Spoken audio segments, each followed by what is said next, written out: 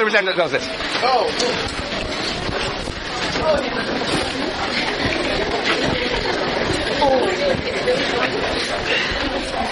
You got something to say, Jason? Yeah. Jason, while you're all standing, Jason's going to tell us something. My guess is how it relates to Wall Street is that under an alternative way of organizing things, it would be under the control and conscious mastery of these powers, meaning the cooperation of individuals, blah, blah, blah, blah, rather than anarchy of market forces, which he Right. Well, in a moment, you can sit down now. Very good.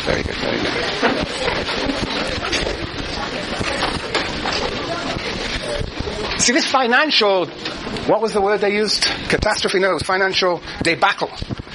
Has crept upon us in a sense as unexpected and out of our control. The market in finance had a sort of logic of its own and became a force over us. And economy does that all the time, right? In what ways does the economy around us, some sense, often appear out of control, out of our control? Yes. We can't really predict it. We can't predict it. But so what sort of consequences, day-to-day consequences does it have for people? Yes. Katie. Prices go up when you really need them to go down. Prices go up when you have no money. And why have you no money? Because because you got laid off, you lose a job. Tomorrow you may lose your job. I mean, this is the nature of the world in which we live. That there's radical uncertainty in most people's lives. Many people can just suddenly tomorrow lose their home. That's why we have, in fact, so many homeless people. That we live in an economy that, in a sense, is out of our control, subject to all sorts of crises that affect us individually. And the proposal is, and the communism, we will control that economy, that we will plan that economy, that we will, as we will see, subject the economy to collective planning. Now, what is interesting about this bailout, that it doesn't give us that even a little leverage over. This bailout is basically a bailout of the CEOs so they can continue to run the economy that's out of our control. One proposal would obviously be to regulate the economy, to regulate the ways in which banks make investments and give guarantees and give loans. That would be moving in the direction of collective control. Anyway, Marx and Engels see capitalism as generating systematically, and we will see how in next week, systematically generates crises that we don't control. But communism will be a society in which we plan the world. We plan the world. You know, do you know of any ideas of worlds in which are planned, even within this society? What worlds do you think have been planned? Chelsea? Cooperatives. How many people live in cooperatives here? Very few. Wow. Really? That's interesting. There was a time when many people lived in cooperatives. Ooh, now you're all living, fraternities and sororities? Overpriced apartments. Overpriced apartments, all in these individualized, overpriced. Really, there are no people not living in cooperatives anymore. Oh, that's sad. No wonder you don't know what we're talking. They closed down so many. Yeah, interesting. Well, anyway, okay, very good. That's another sign of the times. But, all right, cooperatives may be collective, but even your lives here are planned, right? The administration of the University of California at Berkeley is planning it so that you are here at the same time as I'm here. It's a magical phenomenon. Basically, Alison is one responsible for making sure that we're here together. That's the idea of planning. It happens every time. I'm here, you're here, most of you are here, unless some of you find some good reason to be elsewhere, but nevertheless, essentially, this is a planned society, this university. There is planning here. There is certain predictability. Yes.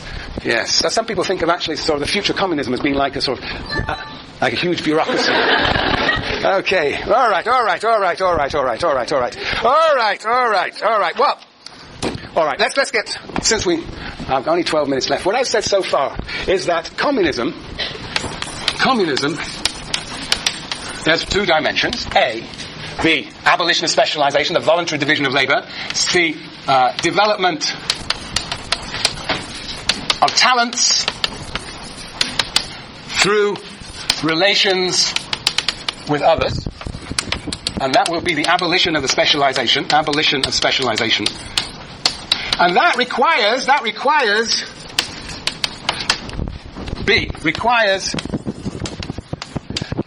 collective ownership, control of the means of producing wealth, the means of production.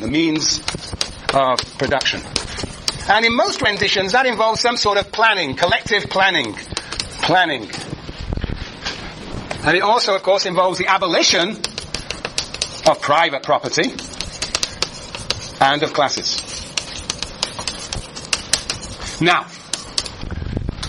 Marx and Engels really have proposed here in a German ideology a very romantic utopian vision of communism, in which on the one side people develop their rich and varied abilities through community with others, and on the other side they have this idea of collective ownership of the economy, of production of wealth.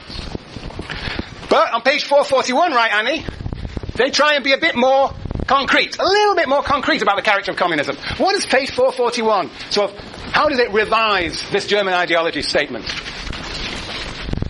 It was you that started about page 441, right, earlier on? So people, right now, we only do all days and produce learning time. In a communist society, you have to get extra time where they develop it with other things that are into themselves instead of having survival after it. Yeah. Anybody else got some thoughts about page 441? How does page 441 differ from this picture here? What is missing in this picture of communism that's present in 441?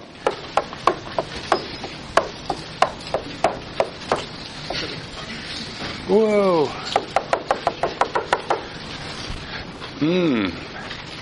What's going on today? No, there's somebody else apart from Chelsea here on the front row. Come on. Anybody read 441? Elizabeth, did you read 441? Come on, somebody help me. Be kind to me. No? Oh, I hate to lecture to you. 441. Well, there's no one. All right, well then, let's read 441. 441. Okay.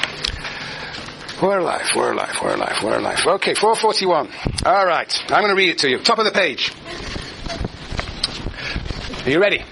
In fact, the realm of freedom actually begins only where labour which is determined by necessity and mundane considerations ceases. Thus, in the very nature of things, it lies beyond the sphere of actual material production. So, we have a realm of freedom over here, as opposed to what? What's over here? Yes, hands up, Jenny? Thank you very much. Realm of necessity. What happens in the realm of necessity? Hands up. What happens in the realm of necessity? Jason. The lousy jobs need to get done. The lousy jobs need to get done. He talks about this is where we produce the material existence. Yeah. Material existence. This is where we produce the means of our subsistence. Right? This is where we produce pins, clothes, housing. Okay? And this realm of freedom is what? Is where we develop our varied abilities and talents. Develop our talents in community with others. Okay, let me read on. Just as the savage mind must wrestle with nature to satisfy his wants, to maintain and reproduce life, so must civilized man. And he must do so in all social formations under all possible modes of production. We must always produce the means of our existence. And it's going to involve work. Yes, okay. With his development, this realm of physical necessity expands as a result of his wants. So, as history unfolds, so in fact, this realm of necessity has to produce more and more things. Because one need leads to another need. Our needs multiply. But, at the same time, the forces of production which satisfy these wants also increase. We are developing new technologies so we can produce things more efficiently, effectively, productively, with less labor. Freedom in this field can only consist, now freedom in the realm of necessity, freedom in this realm, where we produce the means of our subsistence, can only consist in socialized man, the associated producers, rationally regulating their interchange with nature, bringing it under their common control, instead of being ruled by it, by the blind forces of nature, and achieving this with the least expenditure of energy and under conditions most favorable to and worthy of their human nature. Freedom in this field, therefore, is socialized man, associated producers. What are these associated producers? What might be freedom in this field? What do you imagine is freedom in this field? Any idea? What might be freedom in this field, realm of necessity? These associated producers. Jenny? Well, no, the voluntary division of labour is the abolition of specialization. It is the development of talents in community with others, and it's over here. Right? That's the voluntary division of labour. What is the freedom here? What would be freedom here? Yes, Juliana? Instead of being dominated and dominator, they're associated, so there's no freedom from class. Freedom from class? And how would you imagine things will be organized in the workplace? We would be like a cooperative. Collectively, we would make decisions. There wouldn't be a supervisor who dictates to us what we do, but we would collectively decide how to produce things. What else might we do? We might, what would you imagine would be a good idea? To have freedom, you know, if Marx and Engels think that specialization is bad, so what would be good? Job rotation. Very good, Jason. Job rotation, for example. Marx and Engels don't tell us, but the idea of democratic control of the workplace. We would collectively organize it. We would perhaps move from one job to another. We wouldn't spend all our time cleaning lavatories. But we would spend a little time, and anybody would clean lavatories. In fact, we would make quite sure we didn't have to clean lavatories. We would perhaps stop defecating. Or we could have mechanically clean lavatories. Yes, all sorts of things that we could invent for communism. Is your hand up there? Yep. I have a question on self-determination. Yeah. So why is that only in communism and not in a capitalist society? Don't you want to specialize in relations with other people as well, even though it's not your own doing? Well, under capitalism, the only thing, you have to be a specialist. You have to specialize in the division of labor. You become a cleric. You become a doctor. You become a janitor. You specialize. And Marx and Engels' vision is that you choose what to do at any one moment. It is a choice that you move between these different occupations at will. But talents are specialization. I'm comparing talents and specialization. So in both places, they are in relation. Yes, in both situations, we're entering into relations with one another. In the one case, we just do one thing time and time again. It's that pin maker who gets stupefied. But in the communism, the idea is that people will actually... my book's coming apart here. Okay. That's because I specialize too much in this course. It becomes a power over me. Yes, and over you. Yes.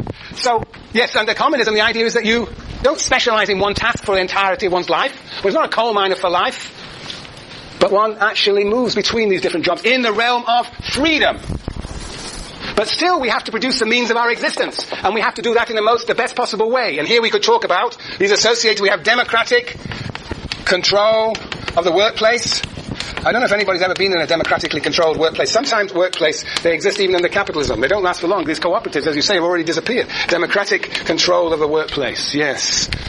Job rotation. But still, Marx and Engels say, but it, that is the realm of necessity, still remains a realm of necessity. It's compulsory labor. We have to do this labor. We have to do it. Okay? And then he says, beyond it, as a realm of freedom, beyond it begins that development of human energy, which is an end in itself, the true realm of freedom, which, however, can blossom forth only with the realm of necessity as its basis. And the shortening of the working day is its basic prerequisite. Now we're talking. The shortening of the working day is the basic prerequisite for the existence of this realm of freedom. What are Marx and Engels talking about? Why do they say that the reduction of the length of the working day is a prerequisite for the realm of freedom? Sonny. You need to have the time to develop. Right. If you are working 8 hours a day, and if you spend 3 hours going from work to home, that's 11 hours gone already. How many hours have you got left? 24. 13. You eat for 3, 10 left. You sleep for 8, and you slide on the couch for 2. There is no time for the realm of freedom. What is crucial, Marx says, for the reduction of the working day. So how are we going to reduce the working day? How is it going to be possible to reduce the length of the working day? Yes, Anders. One thing is to say that we develop technology that will produce things much more efficiently. What are the other ways in which we can reduce the length of the working day, Jason? Provide jobs for unemployed. Provide jobs for unemployed. So redistribute jobs so that the unemployed as well as the employed, there's an equal distribution, so that would reduce the length of the working day. How else will we reduce the length of the working day, Matthew? Put a legal limitation saying you can work more than... Yeah, but how will that be possible economically? What other ways in which can we reduce the length of the working day? We produce all sorts of ridiculous things in this society, don't we, Jason?